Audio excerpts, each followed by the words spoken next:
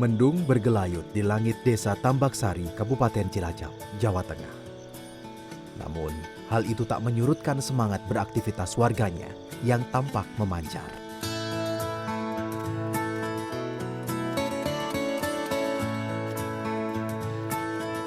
Pagi ini, giliran Dusun Tamblek yang menjadi tuan rumah kegiatan Posyandu dan pendidikan anak usia dini atau POSPAUD.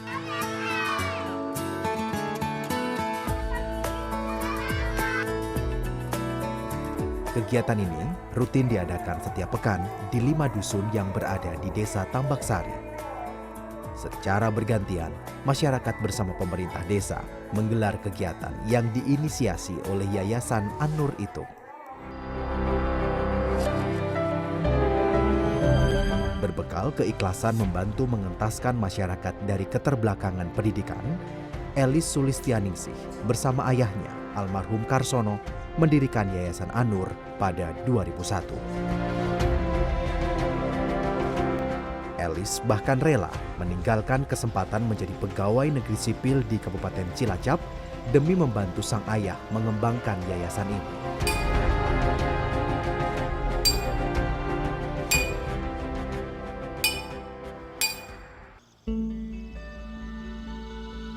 Kondisi alam Tambaksari yang berada di atas bukit membuat masyarakatnya kesulitan mengakses sarana pendidikan. Atas dasar itulah, Yayasan An-Nur merintis pendirian sekolah formal dan non-formal yang bertujuan membantu mencerdaskan masyarakat. Selain itu, sekolah didirikan di desa lain di wilayah Kecamatan Wanareja. Saya kan kebetulan asli desa Tambaksari sini. Pada saat itu bapak saya memang bekerja di kabupaten.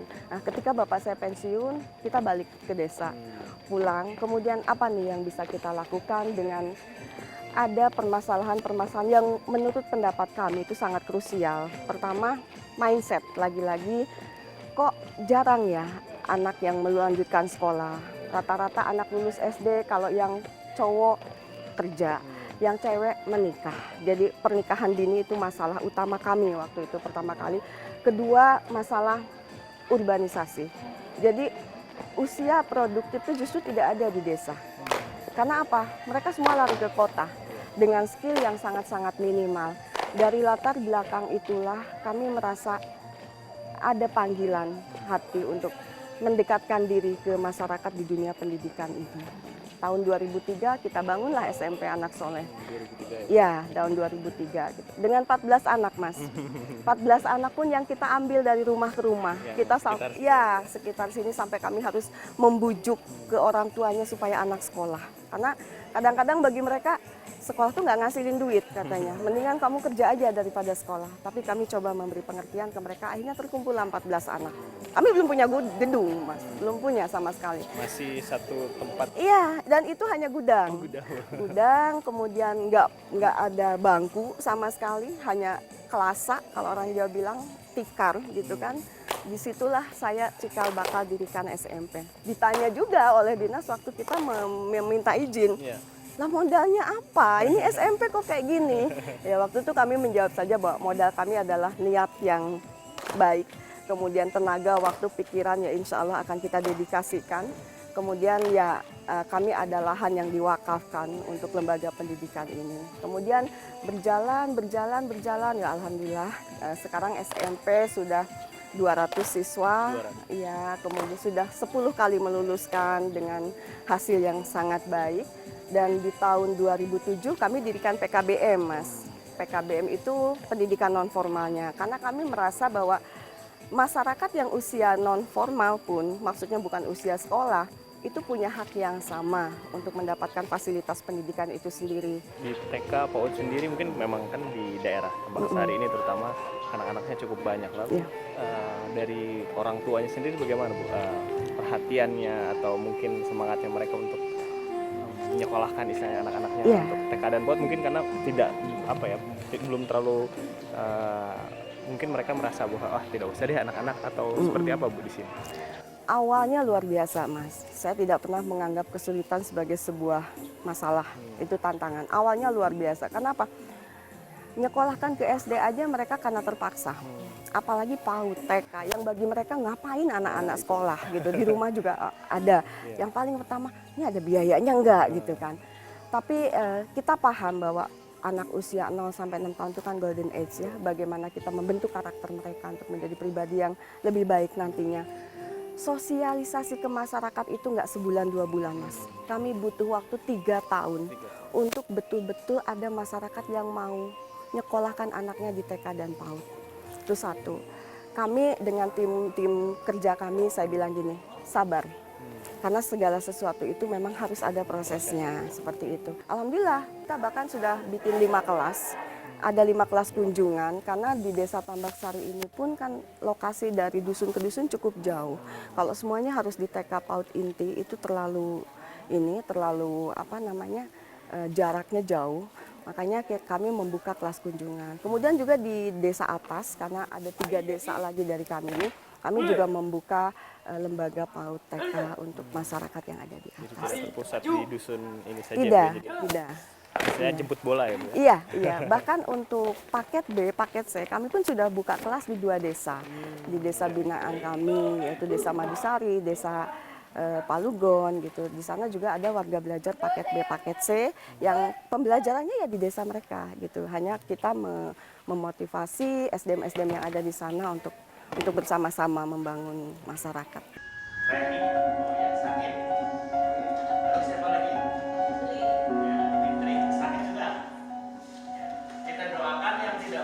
Berawal dari seringnya berkoordinasi dengan Dinas Pendidikan di Cilacap untuk menjalankan program Kejar Paket C, pemikiran Elis tentang Pusat Kegiatan Belajar Masyarakat atau PKBM pun terbuka.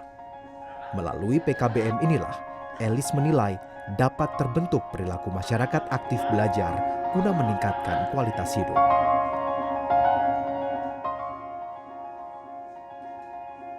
Visi Yayasan Anur pun berfokus mengedepankan penyelenggaraan pendidikan formal dan kegiatan wirausaha.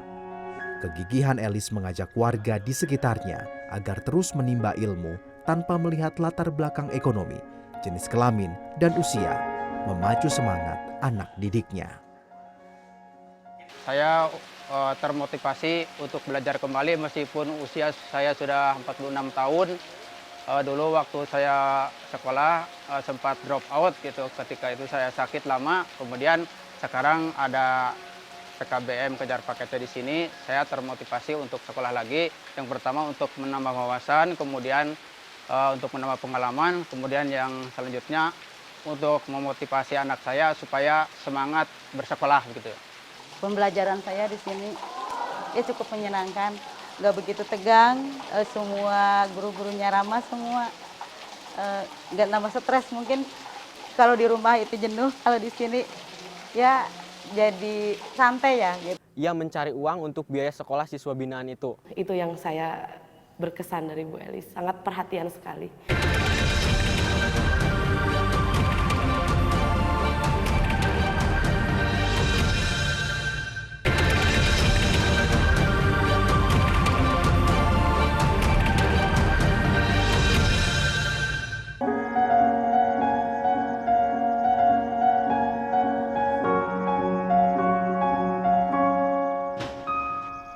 Desa Tambak Sari dikaruniai alam yang rimbun dan indah.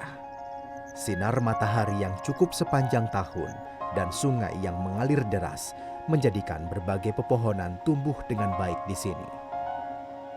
Untuk menggali potensi alam di wilayahnya itulah, Elis memutuskan mendirikan sekolah menengah kejuruan dengan spesialisasi bidang pertanian.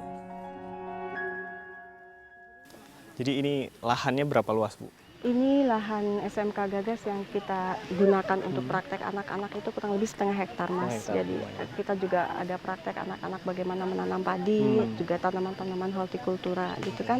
Supaya antara teorinya dan prakteknya mereka bisa langsung di lapangan seperti itu. Dan hasilnya juga mungkin untuk anak-anak sendiri Bu? Iya, karena kita konsepnya boarding school ya, ada 300 anak di sini. Jadi hasil dari ini tuh masih bisa kita manfaatkan sendiri Mas untuk makan mereka juga gitu. Jadi belum sampai dijual sampai keluar, tapi penduduk masyarakat ya ada lah yang Iya. sudah bisa menikmatinya seperti itu, Betul. termasuk anak-anak juga. Ya, dan Ya. ini mungkin jadi membuat mereka lebih menghargai ya Bu ya. Iya, mereka jadi tahu, oh apa yang saya makan adalah Hmm. apa yang saya tanam, Iya. seperti itu. Jadi mereka merasakan sense of belonging-nya tuh kuat Iya. di situ, Mas. Ya. Betul. Dan kalau SMK ini dari jam berapa Bu belajarnya?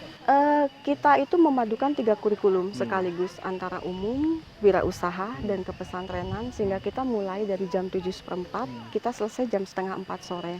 Tapi tentu kita ada 3 kali istirahat, dan malam harinya kita biasakan ada di kepesantrenannya khusus ngaji dari mulai maghrib sampai isya. Setelah itu anak-anak masuk ke asrama dan istirahat. Selain itu mungkin ada tantangan yang Iya, berat otomatis 3M lah ya, ada men, SDM gitu kan, tidak banyak hamba-hamba Allah yang mau berjuang di pendidikan, apalagi di desa, apalagi mungkin ketika bicara ini gajinya berapa, honornya berapa, seperti itu.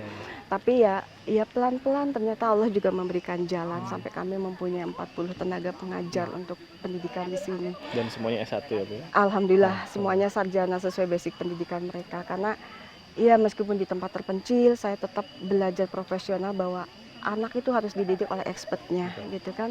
Kemudian yang kedua material, artinya sarana prasarana yang juga seharusnya maksimal mendukung untuk pembelajaran ini gitu. Apalagi dengan konsep boarding school yang secara sarana prasarana memang membutuhkan sarana prasarana yang lengkap gitu kan. Dan itu juga kami harus step by step pelan-pelan memenuhi itu. Dan yang ketiga money, dana ya, dana karena sekolah itu berbiaya, tidak ada sekolah tidak ada berbiaya. Meskipun sekolah mengklaim sekolah gratis, sekolahnya tetap berbiaya, hanya siapa yang membayarnya kan seperti itu. Dalam hal ini ya Yayasan An-Nur yang bertanggung jawab terhadap pembiayaan yang ada di lembaga ini. Tapi alhamdulillah sampai saat ini masih Alhamdulillah. Jadi artinya dari mulai SMP ya sampai SMK kita sudah 15 tahun berjalan dan semuanya baik-baik saja. Ternyata memang niat yang baik dengan jalan yang baik ya pasti ada juga solusi yang baik untuk bisa mengimbanginya itu, Mas.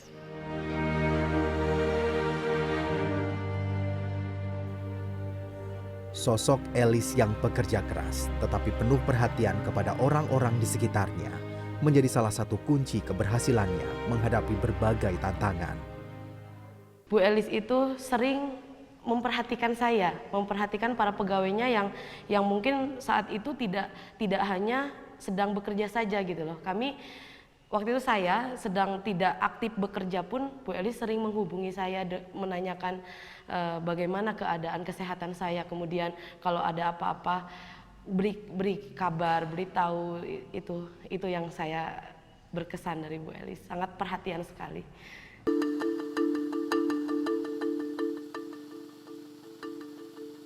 Dalam upaya memberdayakan masyarakat sekaligus memanfaatkan potensi lokal yang ada, PKBM An-Nur mengembangkan usaha serat sabut kelapa keriting berkaret alam atau sebutret.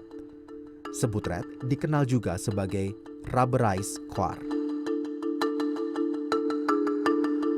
Selain dapat mencukupi kebutuhan biaya pendidikan dan operasionalisasi yayasan, usaha ini berhasil menyerap tenaga kerja di wilayah desa Tambaksari. Kalau sebutret, ya memang ini suatu produk unggulan bagi Tambaksari karena limbah yang kalau dulu itu sama sekali tidak terpakai, paling nggak dibakar untuk penguat, istilahnya kalau dalam bahasa Sunda itu benteng lah. Sekarang kan manfaat bisa jadi kasur, bisa jadi sendal, bisa jadi tas dan sebagainya. Nah, itu sebutret. Manfaat lain bisa menyerap tenaga kerja cukup banyak dari mulai sebutretnya, pengolahannya sampai siap jual.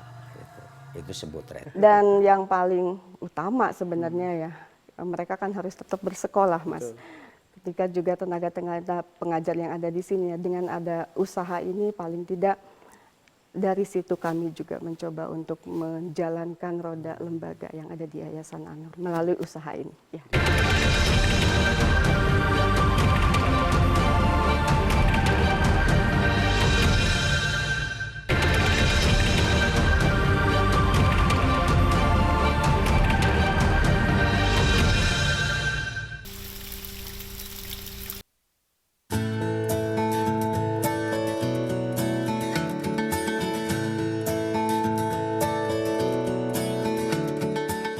Berlimpahnya pohon karet dan kelapa sebagai bahan dasar sebutret merupakan berkah bagi masyarakat Desa Tambak Sari. Kawasan Wanareja memang telah lama terkenal sebagai wilayah sentra perkebunan karet alam yang besar di Jawa Tengah. Dengan berbagai upaya yang dilakukan Yayasan Anur, kini sebutret telah tersebar di 19 wilayah di Indonesia dari Pulau Jawa hingga Maluku. Bahkan, data kompetensi inti industri daerah menunjukkan sebutret menduduki peringkat pertama produk unggulan Kabupaten Cilacap. Ini awalnya sejarahnya bisa akhirnya ada sebutret ini gimana Bu ceritanya? Ceritanya cukup panjang sebenarnya. Jadi berawal 2008 dulu ya, ketika almarhum bapak saya itu ada diminta untuk mengikuti kegiatan workshop di Balai Penelitian Bogor di Sabut Kelapa itu. Kemudian hasil dari workshop itu di follow up. Awalnya kita sangat-sangat sederhana Mas. Jadi bagaimana memecah sabut kelapa dengan menggunakan manual. Artinya tepes itu sendiri direndam dulu, baru kemudian dipukul-pukul dan akhirnya menghasilkan serat. Tapi ya, kemudian nah dari serat itu kemudian ada inovasi karena dari serat sabut kelapa itu kita bikin keriting. Inovasinya di situ. Kemudian yang kedua, kebetulan kan di daerah kami potensi lokalnya memang dua hal itu. Jadi ada kelapa juga banyak, kemudian juga pohon karet juga banyak, sehingga bagaimana kita mengambil peluang itu menjadi sesuatu yang bisa untuk memberdayakan masyarakat. Nah itu, jadi setelah itu kemudian dengan konsep yang sudah matang, akhirnya kita pelan-pelan dari mulai 2008 kita coba membuat sebuah produk yang akhirnya ya orang mengenalnya sebagai serat sabut kelapa berkaret atau kita sebut sebutret itu. Nah ini awalnya seperti apa? Misalnya ini bentuknya Iya. masih asli berarti? Iya, ini adalah tepes ya, tepes yang ya, sudah tadi. digiling menjadi sabut kelapa. Ya. Kemudian nanti setelah ini tuh kita jadikan tambang. Nah setelah jadi tambang kita oven, kemudian setelah kita oven kita diamkan dulu dan kita urai. Baru nanti kita mendapatkan coir, yaitu sabut yang keriting, gitu kan. Itu satu bahan baku yang pertama. Kemudian yang kedua, karet alamnya kita rubah kita proses menjadi kompon dan itu menjadi bahan baku yang kedua. Jadi dua bahan baku Cair itu, berarti ya? berbentuk cair dari getah karet alam yang kita jadikan kompon seperti itu. Nah ini berarti, kalau ini warnanya berbeda ini? Nah, kita kadang-kadang kan ada kebutuhan konsumen itu berbagai macam ketika ditanya bisa nggak dengan color yang berbeda gitu. Kemudian kita coba juga. Ya, ada yang memang menyukai original warnanya, tapi ada juga bisa nggak dipakai warna lain dan kita coba dengan bleaching atau bahkan dengan warna-warna lain juga bisa. Jadi Gitu. diputihkan dulu baru bisa Ya. warna yang lain. Iya. Nah Jadi. kalau yang Ibu pegang itu apa? Nah ini salah satu produk dari sebutret itu sendiri yang sebenarnya nanti ini bisa dijadikan sebagai tempat telur. Jadi alas telur. Jadi ini yang kebetulan kita pakai dengan produk yang sabut yang sudah di bleaching gitu. Dan ya ini karena sudah ada karetnya itu ya Bu ya, jadi Iya. seperti apa ya? Elastis, tapi kuat jadi, juga. Iya, gitu ya. kuat. Jadi si karet itu yang sudah kita jadikan kompon memang mengikat sabut kelapa itu supaya menjadi satu kesatuan sehingga tidak terpisahkan lagi gitu Mas. Ya. Nah sejauh ini sebutret ini sudah bisa dipakai untuk membuat apa saja Bu? Banyak sebenarnya. Kita bahkan tidak menyangka dari satu sebutir kelapa dan kita baru bicara tepesnya aja kan, sabutnya saja. Yang sudah biasa kita lakukan tuh bikin lembaran yang nantinya digunakan sebagai matras, tempat olahraga, kemudian juga kasur, jok mobil, mebeler gitu kan, jok-jok kursi dan lain sebagainya. Pengganti busa mungkin? Iya, bisa dijadikan pengganti busa dan kalau sudah jadi kasur itu memang dari sisi ekonomis, dari sisi apa itu elastisitasnya karena kita tidak menggunakan per sama sekali gitu. Ya. Jadi ramah lingkungan juga. Ramah lingkungan gitu dan memanfaatkan limbah sebenarnya karena Mas tahu kan tepes itu di mana-mana cenderung jadi barang yang sepertinya tidak ada nilai ekonominya dan coba kita buat sedemikian rupa sehingga menjadi sebuah produk yang punya nilai ekonomi tinggi seperti itu. Dan yang paling utama sebenarnya ya mereka kan harus tetap bersekolah Mas. ketika juga tenaga-tenaga pengajar yang ada di sini, dengan ada usaha ini paling tidak dari situ kami juga mencoba untuk menjalankan roda lembaga yang ada di Yayasan An-Nur melalui usaha ini. Ya. Kemampuan PKBM An-Nur mengemas program keterampilan untuk meningkatkan nilai produk lokal, serta menjalin kemitraan dengan berbagai instansi, telah menjadikan Elis juara pertama pengelola PKBM tingkat nasional pada 2012 yang diselenggarakan oleh Kementerian Pendidikan dan Kebudayaan. Bukan hanya itu, tutor pengajar dan warga bimbingan yayasan juga kerap mendapat apresiasi hingga tingkat nasional. Beragam prestasi yang diraih tidak serta-merta membuat seorang Elis menjadi jemawa. Ia tetap berharap dapat memberi manfaat bagi masyarakat dan lingkungannya. Kesibukannya mengembangkan Yayasan An-Nur pun tidak lantas menjadikan Elis lupa akan kodratnya sebagai ibu, sekaligus ayah bagi ketiga anaknya. Kelembutan sikap yang diimbangi pula dengan kekuatan dan keteguhan hati membuatnya berhasil menjaga keluarganya. Beliau adalah seorang wanita yang tangguh, yang hebat, dan yang jelas sangat saya hormati selama hidup saya. Beliau adalah ibu, sosok ayah, teman, sahabat, pelita, dan pahlawan untuk saya pribadi maupun keluarga kita semua. Dia kuat banget orangnya, nggak dengerin orang-orang apapun, ngomong apapun dia kuat banget. Terus kuat untuk ngebangun PKBM ini, terus kuat untuk ngejaga keluarga itu tetap utuh gitu. Tapi ibu juga harus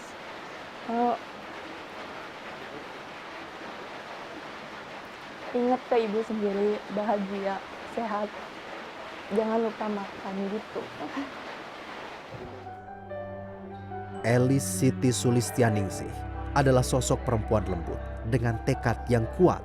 Ia selalu berharap masyarakat yang tinggal di gunung tempat ia dibesarkan memiliki impian dan prestasi yang sama tingginya dengan tempat mereka berada.